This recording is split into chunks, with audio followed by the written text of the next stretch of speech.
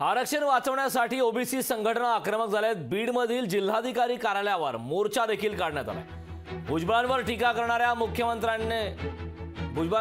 करणाऱ्यांना मुख्यमंत्र्यांनी समज द्यावी असं ओबीसी नेते सुभाष राऊत यांनी मागणी केली। ओबीसी आरक्षण वाचवण्यासाठी बीडमध्ये ओबीसी संघटना आक्रमक आहेत। बीडमधील सर्व आमदार, खासदार, लोकप्रतिनिधींनी तहसीलदार आणि जिल्हाधिकारी कार्यालयावर मोर्चा काढून निवेदन देत आरक्षणाचे संरक्षण करण्याची मागणी केली। छगन भुजबळ यांच्यावर टीका करणाऱ्या महायुतीमधील आमदारांना मुख्यमंत्र्यांनी समज द्यावी, अन्यथा 2024 मध्ये ओबीसी काय करू शकते हे मतांमधून दाखवू असा इशाराही ओबीसी नेते सुभाष राऊत यांनी दिला।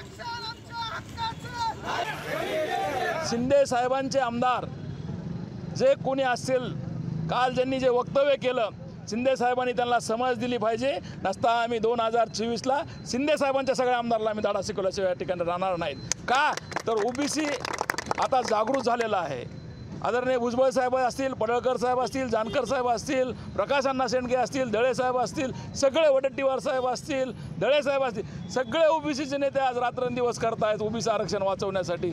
परंतु या शिंदे समितीच्या माध्यमातून जो प्रकार चाललेला आहे तो कुठंतरी बंद झाला पाहिजे। यासाठी आम्ही प्रशासनाला जाग आणण्यासाठी या ठिकाणी निवेदन द्यायला आलेलो आहोत। लोकशाही मराठी ऐका, पहा, जागरूक रहा।